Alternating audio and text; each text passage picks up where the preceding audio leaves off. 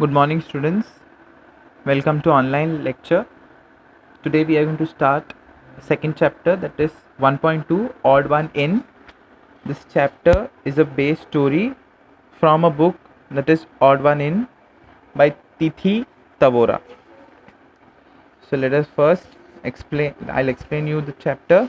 Okay, takes the explanation, understand it, and then I'll give you the notes in Google Classroom. Okay.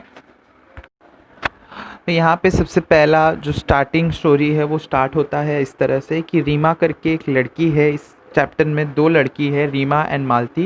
ये दोनों लड़कियों के बीच में story दिया गया है।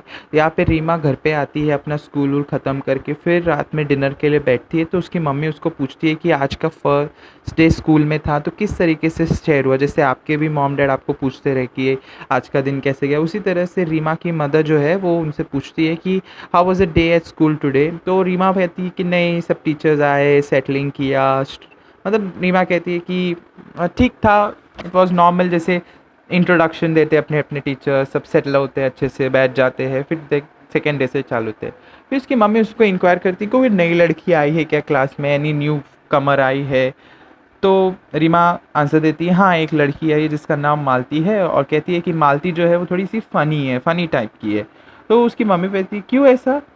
तो उसके डैड भी पूछते हैं उसी के साथ साथ कि ऐसा क्यों। तो रीमा कहती है कि उसको, उस लड़की को, जो मालती करके नई कमर, न्यू कमर है, उसे, उस लड़की को इंग्लिश आता नहीं है। तो उस पर मजाक उड़ाती है रीमा उसका, और उसके साथ कहती है कि वो गांव से आई है तो आई थिंक सो कि उसको अच्छे से इंग्लिश नहीं आता है। रीमा अपने मॉम एंड डैड को बताती है। तो इस पर उसके डैड उसको पूछते कि कौन से, मतलब कौन से साइड से आई है। तो कहते हैं कि नॉर्थ साइड से है वो।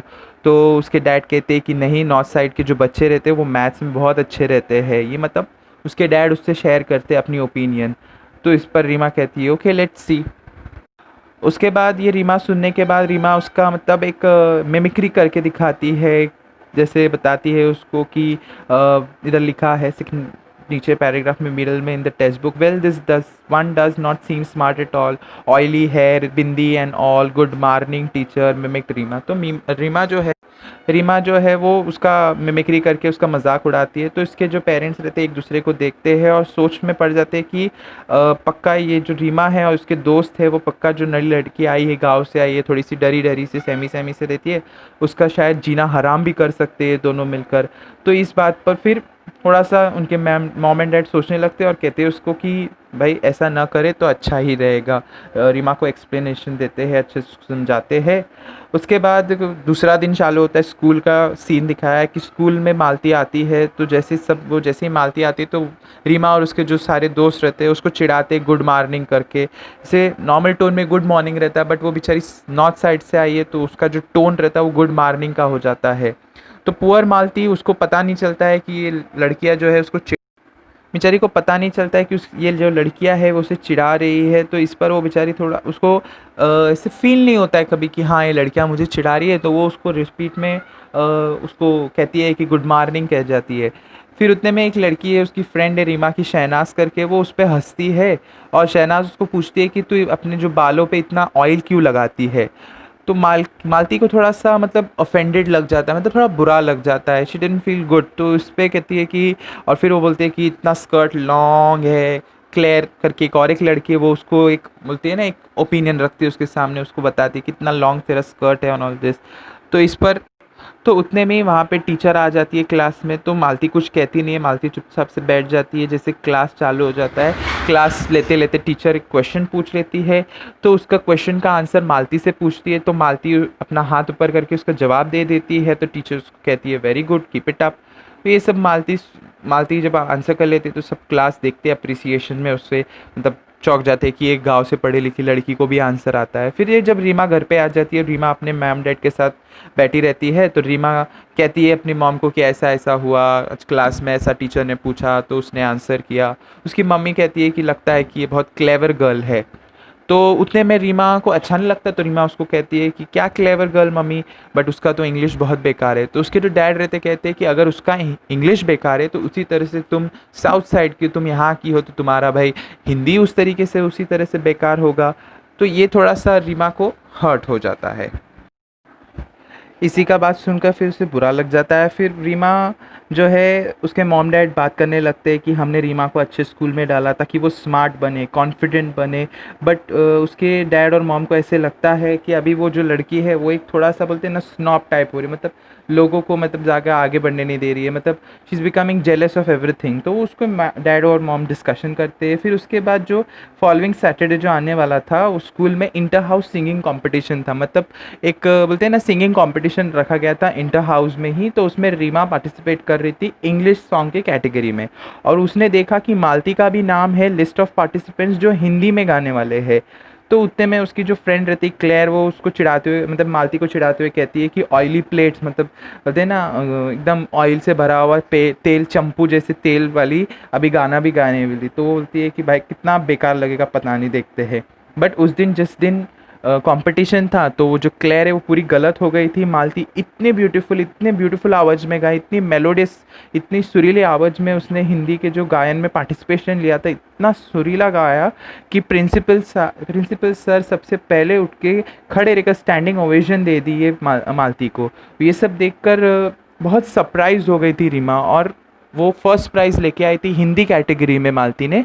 और उसी हिसाब से रीमा ने भी इंग्लिश कैटेगरी में फर्स्ट प्राइज़ लेके आया था। बट रीमा को किसी तरीके खुशी नहीं मिल रही थी, अंदर से उसको कोई तरीके से खुशी नहीं थी, क्योंकि उसने देखा कि उसे यकीन नहीं हो रहा था कि जो गांव से पढ़ी लिख कर आई नहीं थी, बराबर से उसको इंग्लिश बोलने नहीं आता, वो आज उसके सामने ही प्राइज़ जीत के जा रही है।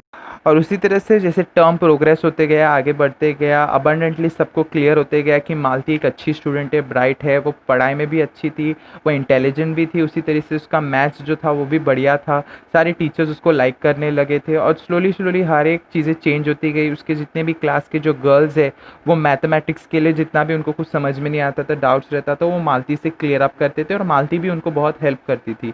जो धीरे धीरे बढ़ते बढ़ते टीचर्स को भी उसको लाइक करने लगे, क्योंकि मालती हर टीचर को रिस्पेक्ट से बात करती थी, इंटेलिजेंट थी। और अभी से लेकर पहले जो उसके सिचुएशन थे और आज जो सिचुएशन था बहुत चेंज हो गया था। मालती के जो दोस्त थे वो भी स्कूल में धीरे धीरे बनने लग गए थे।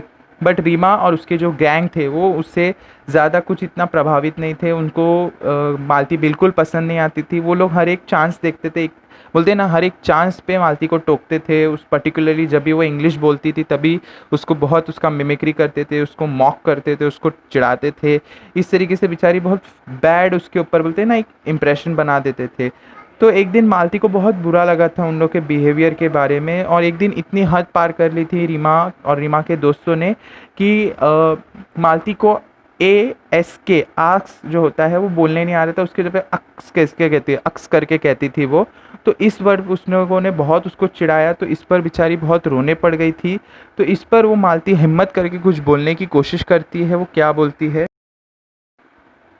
इसके बाद मालती और रीमा के बीच में कॉन्वर्जेसन होता है। मालती को पता चलता है कि रीमा जो है उसको हर टाइम पे मजाक उड़ाती रहती है उसके इंग्लिश के बारे में। इसके लिए मालती कहती है रीमा से कि मुझे तू हेल्प कर सकती है, मुझे पता है कि मेरा इंग्लिश बहुत बेकार है, बट अगर तुम चाहो तो मेरा इंग्लिश अच्छा भी कर सकती हो, मुझे थोड़ा सा हेल्प करोगी। तो इस पर रीमा कहती है कि I won't be able to help you my dear. तो रीमा उसको कहती है कि मैं तुझे हेल्प नहीं कर सकती हूँ, क्योंकि कहती है कि इंग्लिश जो है वो तुम जैसे लोगों के लिए नहीं बना है पढ़ने के लिए। तो इस पर मालती का फेस बहुत उदास हो जाता है। वो चाहती थी उसको कुछ जवाब दे दे, बट उसके पास शब्द ही नहीं बचते थे, तो इसके लिए वो बेचारी रोते हुए वहाँ से चली जाती है।